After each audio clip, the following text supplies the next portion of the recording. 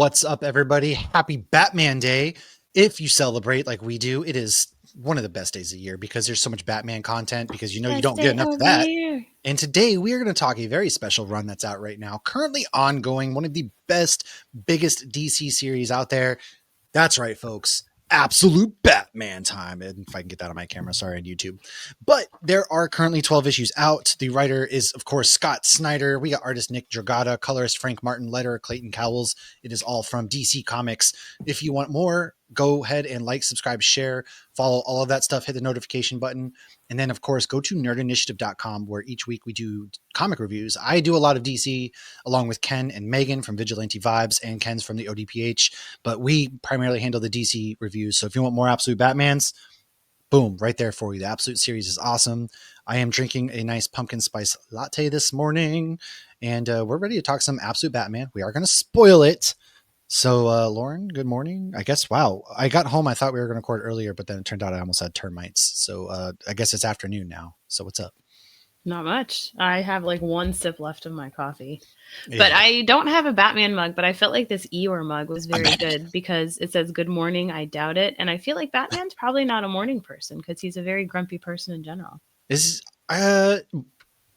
Yeah, because he works nights. He works the night shift, man. Okay. I mean, I too am a night person as opposed to a morning Not me. person. Morning people scare me.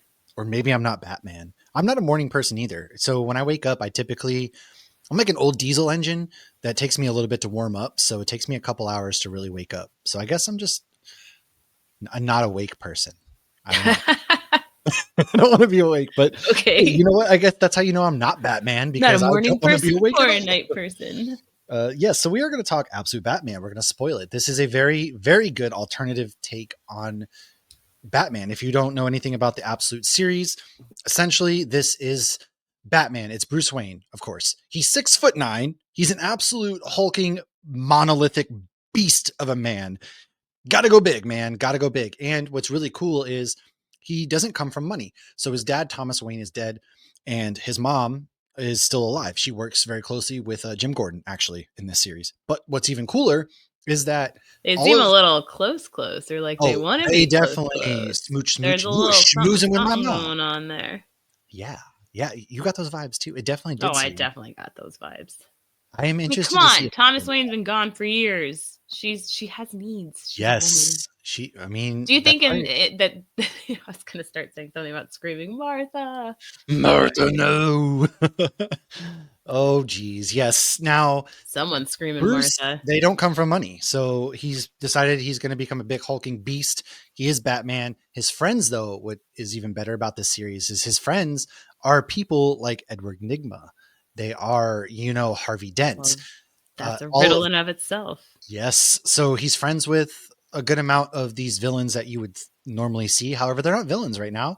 And they're helping him out. And Killer Croc, like you and me. Yeah, Killer Croc's a boxer, and Bruce is his trainer, for instance. And he wasn't Killer Croc yet, but we will get to that. Overall, my thoughts on this is it is amazing. The first arc, especially, you can get in the trade right now, where he fights against Black Mask and that war. Incredible.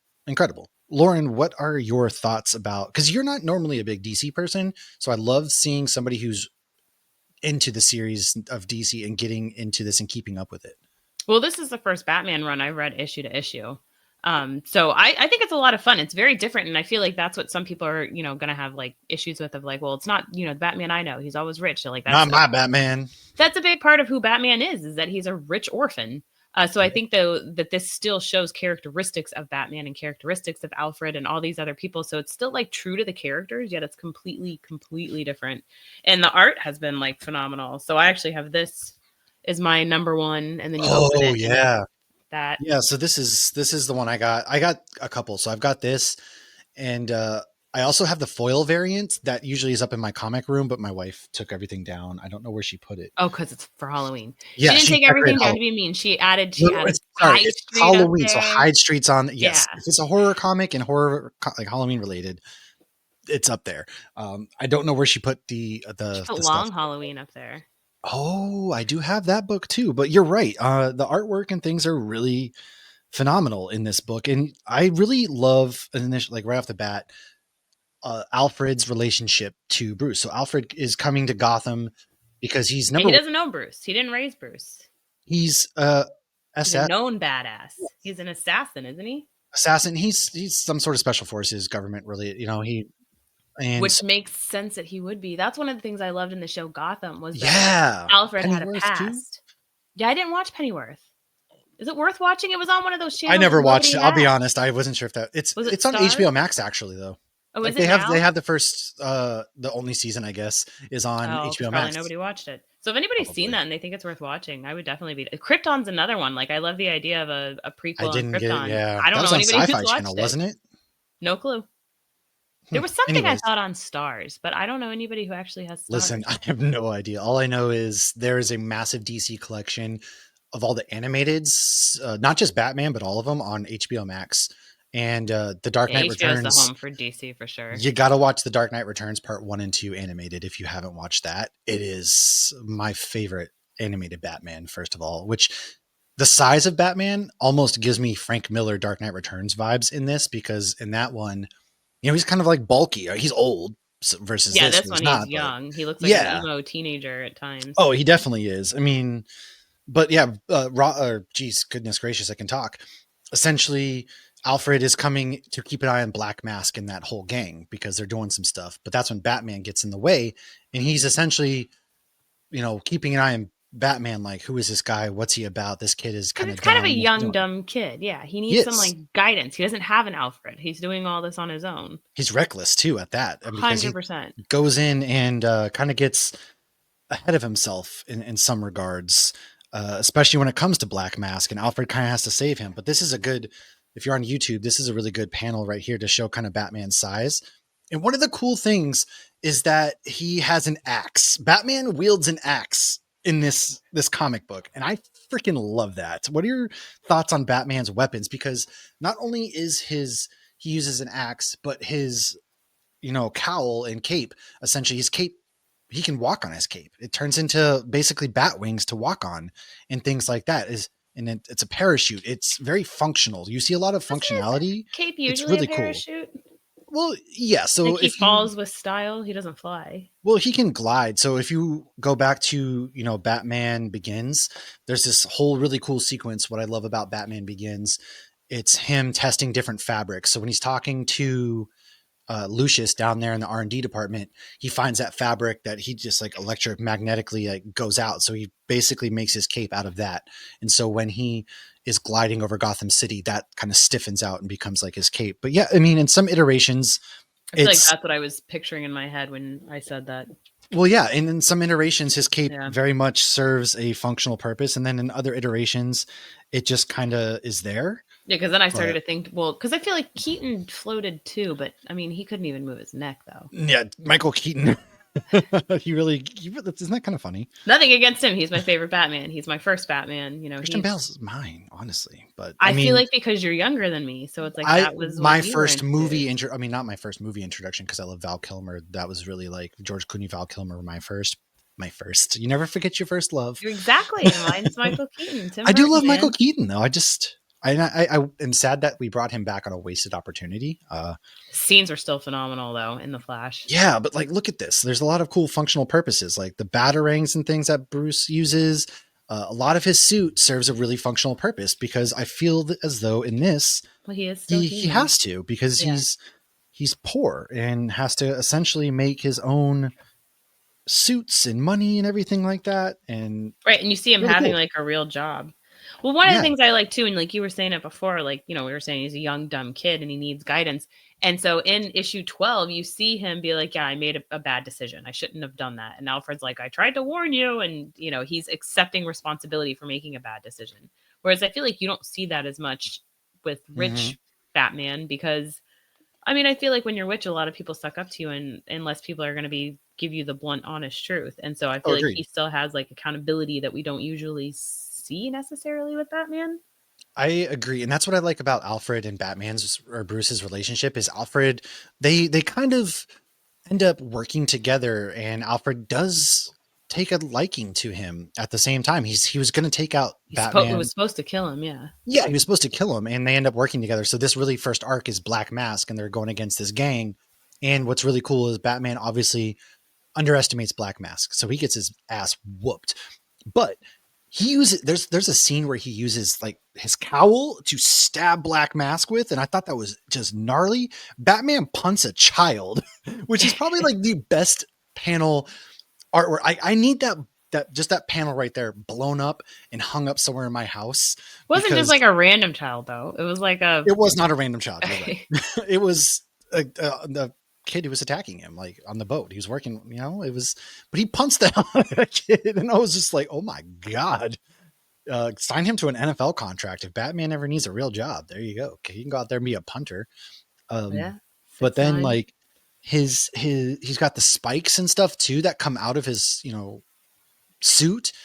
There's a lot of functionality and a lot of really good moments. Did you have a favorite moment of yours that happened within like the first arc before we moved to the next arc? Did we meet Alfred's daughter in the first arc? I I don't remember because we've been don't reading this for like remember a year now, now. actually. That's a good point. But I don't remember.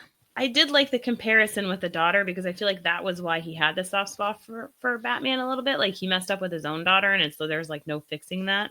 So I think he's just in this like parental kind of role. Yeah. I don't know. So I will say that was good. The next arc, though, after Black Mask gets defeated, there's a really cool scene where Batman defeats him. We roll into some body horror stuff with Victor Freeze. Now, it's not Victor Freeze Sr., as we come to find out. It's Victor Freeze Jr., who has been doing experiments. He's found out how to essentially turn himself into this really creepy, just grotesque thing. And so he's running experiments on people and turn them into that. And I thought that was a really cool shift from, we get gang violence. Jesus, I'm not promoting gang violence, but gang wars. And then we move into the next. It's Gotham. It's Gotham. There. Yes. We defeat like a gang lord. We'll say that. And then we move into the horror aspect of things where now Batman gets captured by Freeze and he's trying to turn him into one of his subjects.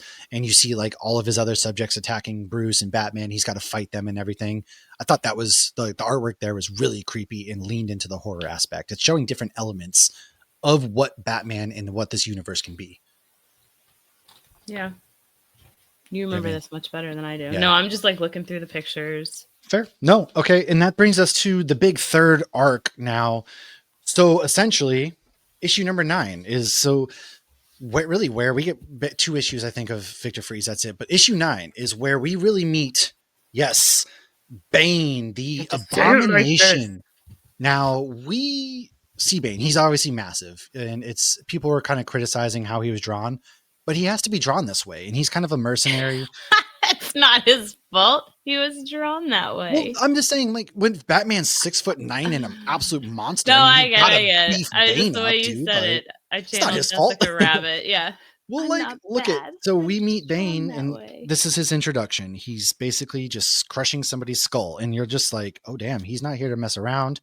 Batman really, really underestimates Bane, and Bane takes it to him in just an absolute brutal way, to where we get the scene where he's just kind of holding Bruce up by his head and is like, hey, guess what? In there too. Oh yeah, they give you the crypto preview at the end. Yeah. But he goes, you can call me Bane. Welcome to your new home now. Let's get you prepped for surgery. And what kicks off this arc is they've transformed people into these abominations. And so as Bruce, aka Batman, most people are not surviving. No, they're really not. So is a unique specimen. We see him. There's scenes where he's pulling his teeth out. He's being just. Yeah, like he's remind me of the movie that traumatized me by Kevin Smith, Tusk. Where Tusk. Yes. Well, that's exactly what this kind of is, right? I mean, they're torturing Bruce. He gets out over and over again, and then next thing you know, then he keeps escaping. Yeah. Yeah, he keeps escaping, and then he's getting attacked and brought back in and experimented on again. He finally gets his suit and goes up. He finds Waylon, and then Bane finds him again and whoops his ass up and down. And it's just like, oh, damn. And that's when Killer Croc, Waylon Jones, has been turned into Killer Croc because of the experiments. Yes, he's looking like a dinosaur. And there's a really cool, I think, page where Batman is riding Waylon, getting back into the ring. You think things are going to finally kind of go well. they don't really go very well at all because Bane again whoops him down. And then from there, in issue 11, we get taken into Bane's backstory, where he I grew up on love an that. island. He's basically like a rebel. You know, him and his dad were fighting against tyranny. But what you And see, like go ahead. how it wraps up in that story is like, because obviously he had a traumatic childhood, but like his childhood was super duper traumatic. And like the things that they did and the way that he was tortured growing up, of course you think of the like, I was born in the darkness or whatever. But then how he acts when he gets out and he's like given everything. And then he's just like, he has no Yeah, loyalty to anybody but he himself. crushes his dad's spine and Yeah. kills him even. Which And his dad was always supportive of him. His dad kept him yeah, alive. His dad was there for him when they were like chained up and living in the darkness. I do have a question. So the gentleman in the white here, Oh were you yeah, he getting didn't come back, did he? not yet? I have a theory that that's the Joker. Oh, Because if you look interesting. in that panel, he kind of has that smile. He has the purple and the white, kind of Jokerish. Ah.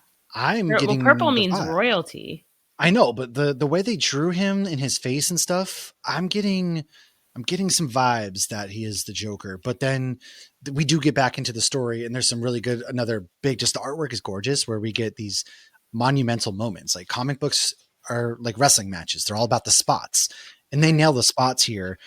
And one of the things that I was not prepared for in this issue, it turns out it's a dream, but Bane rips Batman's arms All off. a dream. He rips Batman's arms off. I wasn't ready for that. Batman is reduced to a stump. And I was just like, wait a second, what's going on here? Like the things that Scott did in this issue took me by surprise. I wasn't ready for this. And they experiment him. He's got his head caved in because he stomped his head in. He's got his arms, off, all that kind of stuff. And they're experimenting.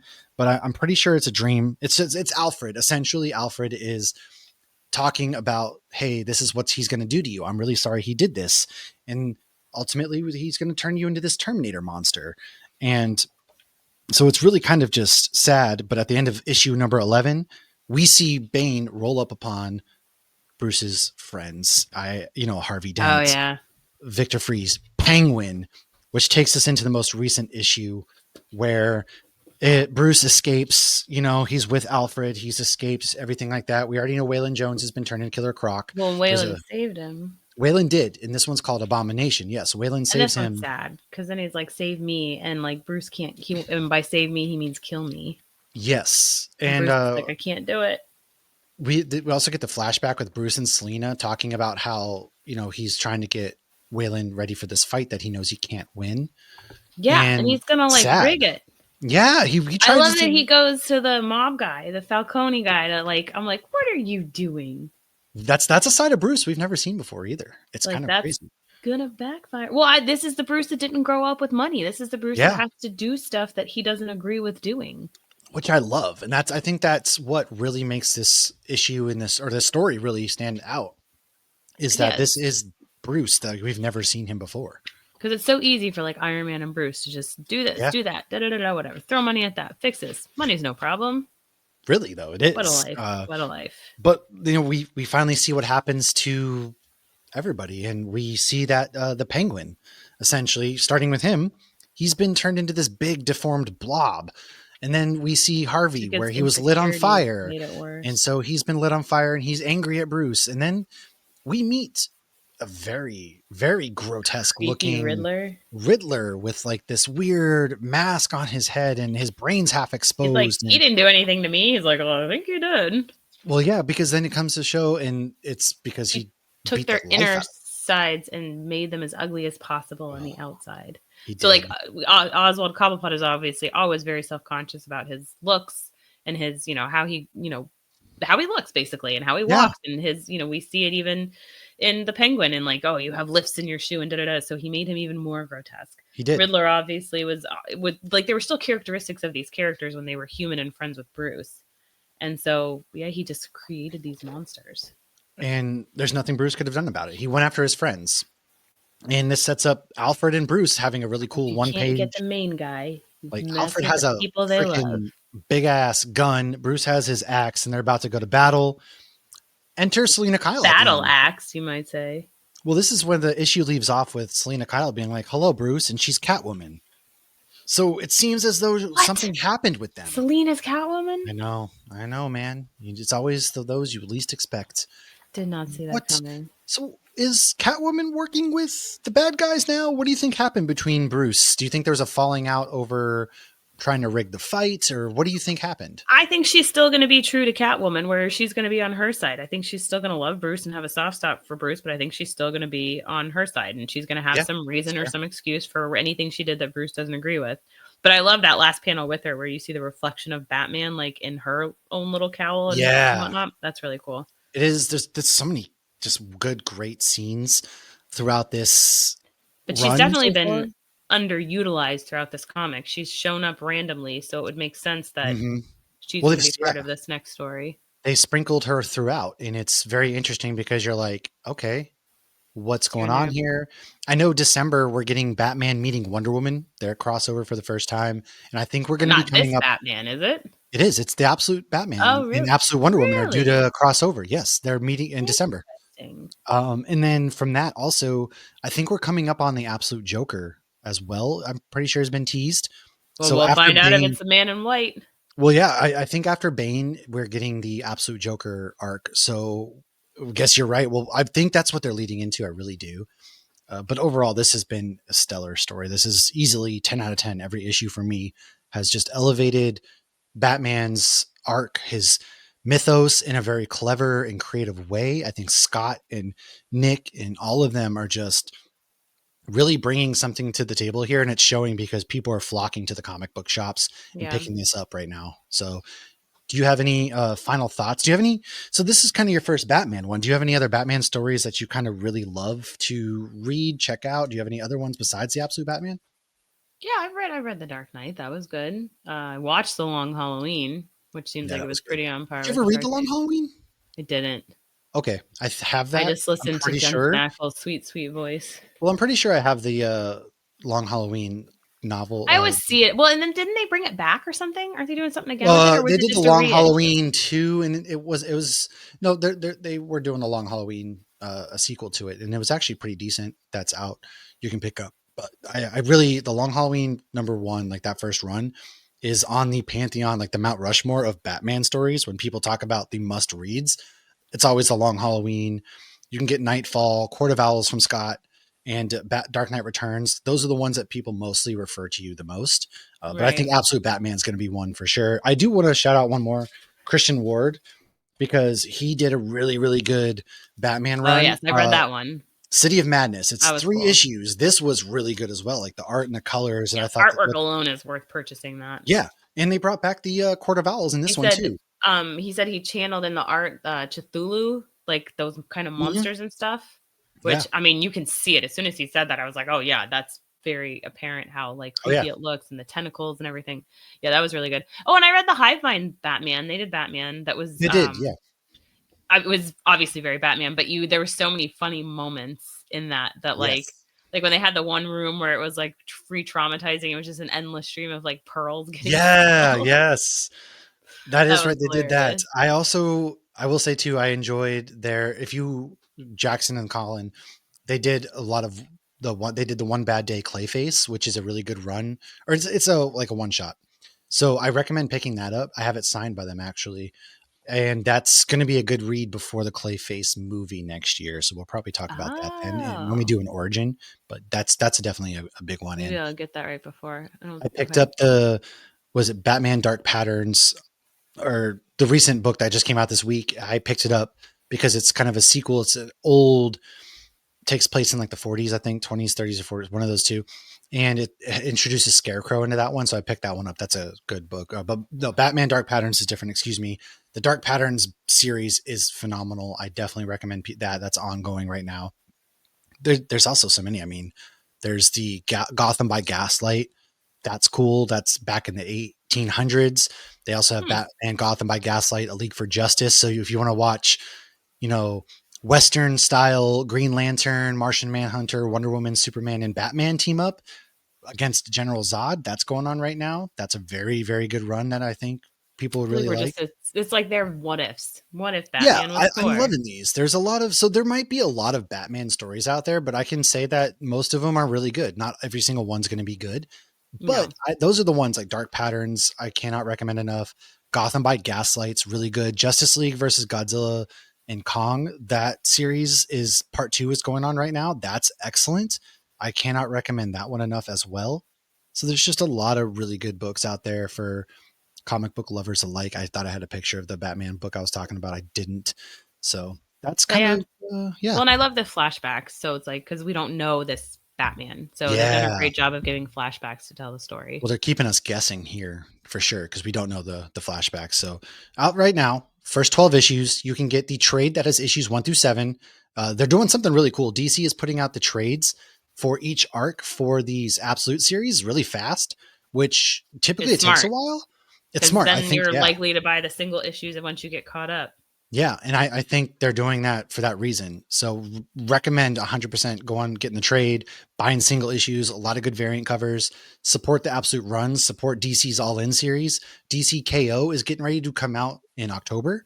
So that's going to be really, really good. It's basically a bunch of 1v1s in the first round, but after that, it's not just straight 1v1. It's a bunch of different matchups, all to see who can defeat Darkseid. So it's basically Mortal Kombat meets, DC Comics. Pick that up. And make sure you like, subscribe, share. Happy Batman Day. We will see you guys here on Monday, where we are releasing an episode all about Marvel Zombies. We talk about the What If episode, the comic books to get you ready kind of for our spooky season and the release of Marvel Marvel Zombies, the Zombies. 4 series. Yeah. So thanks, everybody. Happy Batman Day again. Peace